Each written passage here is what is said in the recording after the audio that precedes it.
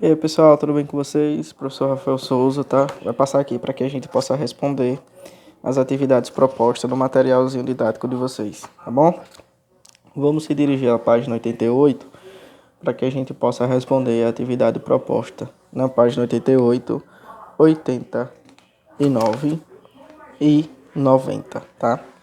Eu vou ajudar vocês a responder algumas questões referentes a essas páginas para que a gente possa finalizar o nosso volume 1 e, consequentemente, aderimos ao nosso módulo de volume número 2 que já está em mãos com vocês. Questão número 26. Leia este trecho de uma das crônicas produzida pela escritora Clarice Lispector, em que ela trata a condição do bobo como vantajosa.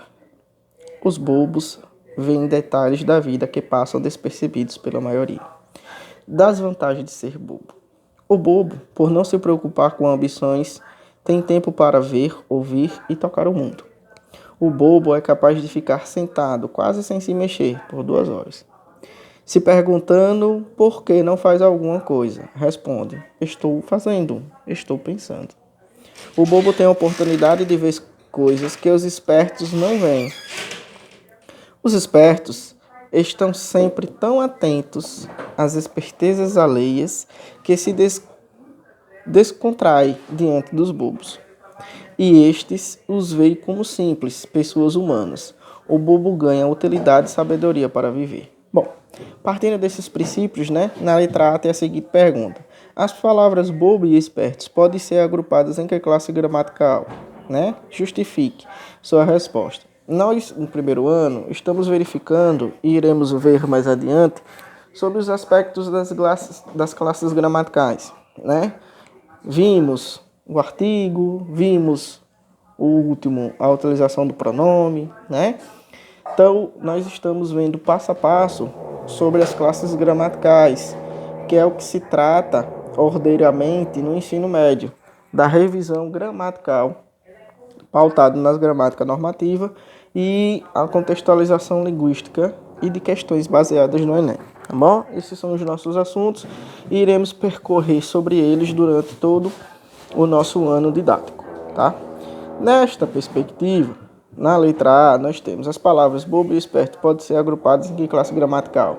Lá no início, o bobo, ele está adjunto de um artigo. Consequentemente, o seu termo pressuposto posterior vai ser um substantivo. Lá no outro parágrafo tem um bobo, tem a oportunidade de ver as coisas que os espertos não veem. Os espertos. Novamente, nós temos a palavra espertos agregada a um artigo definido. Então, consequentemente, a palavra subsequente vai ser um substantivo. Certo, pessoal? Joia? Então, tranquilo. Então, ambas as palavras no texto, nessa recorrência aí do texto, ele trata-se de aspectos da classe gramatical substantivo, advindo que eles estão agregados a um artigo, que nesse caso específico é o artigo definido. Tudo bem? Na letra B, essas mesmas palavras em outro contexto podem assumir outra classificação. Exemplifique, construindo frases que podem direcionar outra classe gramatical voltada para esse aspecto, Então vamos lá, pessoal. Quando eu digo os bobos e os espertos, eu estou colocando ele numa classe gramatical de substantivo, joia? Mas ele pode ser muito bem um adjetivo. O menino é bobo. Esse bobo agora não é substantivo mais. Ele é um adjetivo, porque ele está dando característica ao substantivo anterior, o menino. O menino é esperto. Novamente, eu tenho a palavra esperto colocando de forma adjetiva, porque eu estou dando uma característica ao menino agora. Então, perfeitamente, essas palavras elas podem ser dirigidas e confeccionadas na classe substantivo, que é o que está dentro do texto, porque eles estão advindo a um artigo, e qualquer palavra que você detenha, seja ele de qualquer classe gramatical, você pode substantivar, o que nós chamamos de substantivação, transformando-o em substantivo. E, consequentemente, essas palavras ela têm um viés natural de adjetivo, porque eles caracterizam outra pessoa. Então, dessa forma, você pode colocá-los ele como tratando de um adjetivo, que é o que acontece. nessas frases que eu dei exemplo, tá bom? Então a letra B está respondida também para vocês. 27. Considere estas orações para fazer o que se pede nos itens A e B dispostos a seguir. A menina, vírgula, doente, vírgula, deixou o clube. A menina doente deixou o clube. Na letra A, pode-se dizer que nas duas ocorrências a palavra doente apresenta a mesma função morfológica? Traços morfológicos tratam-se dos traços das classes gramaticais. Verdadeiro, professor, o que é verdadeiro aí? O que traz de cunho verdadeiro aí? Né? Pode-se dizer que elas são de classes gramaticais da mesma função morfológica? Não. Na primeira concepção, pessoal, você tem a menina doente. A menina doente, tá? Só que esse doente aí, ele está entre vírgula. O que essa frase quer dizer? Primeiro, que o termo que está entre vírgula é o que nós chamamos de aposto. Este aposto aí é um aposto explicativo, tá? Por quê? Porque ele está explicando como é a menina, qual é a situação da menina, que ela está doente. Então, o que eu quero dizer com essa característica? Que a menina doente deixou o clube. Que detinha naquele momento de outras pessoas, de outras meninas. Mas somente deixou o clube a menina que estava doente. Você tinha as meninas doentes e você tinha as meninas sãs. Que nesse caso está no singular, só vai ser a menina. Então você tinha a menina que estava doente e a menina sã. Só que a única que deixou o clube foi a menina que estava doente. Então ele explica, por isso que é chamado de aposto explicativo, porque ele está explicando quem foi a menina que deixou o clube. Quando vocês verem uma palavrinha ou uma conjuntura entre vírgulas, pode ter certeza que a maioria daquela característica ali vai ser um aposto. É o que acontece aqui. E esse aposto serve para explicar o termo antecedente, que neste caso é a menina. No clube tinha a menina sã e a menina doente, mas só deixou o clube a menina doente. A menina sã continuou no clube, certo? Então, ele serve para explicar quem foi que deixou e quem foi que ficou, tudo bem? Já na segunda conjuntura, pessoal, você tem a menina doente e deixou o clube. Você não tem mais esse termo explicando, né? A menina doente, você tem esse adjetivo explicando o substantivo. Desta forma, é como se naquele local eu estivesse fazendo referência somente à menina doente, em que ela deixou o clube. Somente, nada mais. Tranquilo? Então, na anterior, morfologicamente falando, você tem um aposto explicativo. Na posterior, você tem um adjetivo, ok?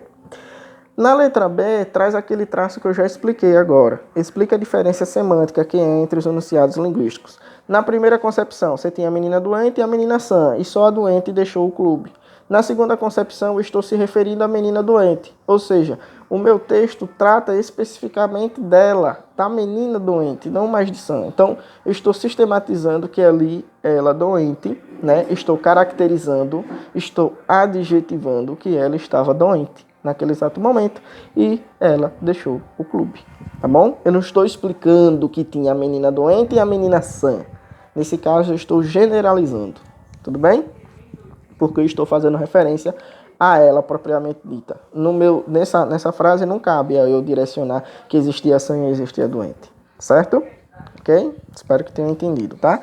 Mas se não entendeu, é só me pedir que eu reexplico novamente. Nasci.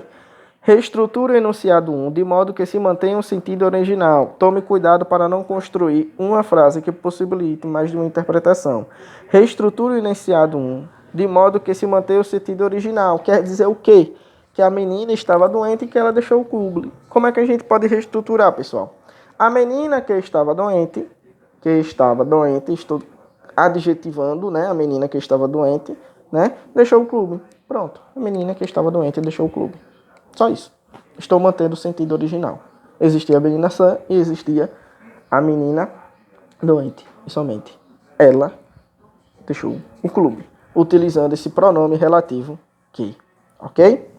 Na segunda conjuntura e na letra D, explique o fato na frase 1 se o termo em destaque fosse inserido depois da palavra clube. Do fato 1. A menina deixou doente o clube. Pessoal, se eu coloco essa palavrinha posterior à palavra clube, eu tenho a seguinte característica. Olha, a menina deixou o clube doente. Ou seja, essa menina, ela chegou sã ao clube, certo? Ela estava em seu estado físico normal, sã. Mas em um determinado momento, ela começou a passar mal dentro do clube. E aí ela precisou sair do clube. Desta forma, ela foi para o clube sã e saiu de lá doente, se sentindo mal. Esta é a utilização se você caracterizar a palavra doente para posterior à palavra clube. Tá vendo? Português não é igual a matemática. Só uma mudança na palavra diante do contexto você já muda a interpretação textual transferida para essa questão. Bom? Questão número 28. Um amigo, para fazer uma brincadeira com seus colegas, instalou em sua casa esta placa. Aqui se reúnem caçadores, pescadores e outros mentirosos. Letra A. Indique a função morfológica, dar nome, qualificar, indicar circunstância, etc. Desempenhada pelas palavras a seguir. Aqui, pessoal, aqui é um advérbio de lugar, tá bom? Está indicando a localidade. E nós iremos ver mais adiante que trata-se de uma conjunção aditiva, coordenativa, que serve para ser inserido em orações coordenadas, certo? Que são orações independentes e não orações subordinadas, que dependem de uma oração principal. Joia, pessoal? Então, só estou caracterizando, mas mais adiante, como eu disse a vocês, o nosso ensino médio ele baseia sobre as revisões de classes gramaticais. E nesse sentido, é a nossa revisão do ensino médio. Permeia sobre as características de direcionar as classes gramaticais. Reúnem a utilização da classe gramaticais é o verbo. Mentirosos, nesse sentido aqui, ó, caçadores, pescadores e outros mentirosos, ele está agregando a os mentirosos, ou seja, a um substantivo, chamando determinadas pessoas de mentirosos e não caracterizando ou adjetivando, colocando uma característica que determinada pessoa é mentirosa. Tudo bem? Então, desta forma, você tem nesta conjuntura aqui o substantivo, certo? Então, respondemos, né? Na B, o pronome indefinido outros é responsável pela criação do efeito pretendido pelo autor da frase. Se ele fosse eliminado, o que a mensagem da placa possibilitaria entender a respeito dos pescadores e dos caçadores? Seja claro. Ele quer dizer que com a retirada do pronome outros, né?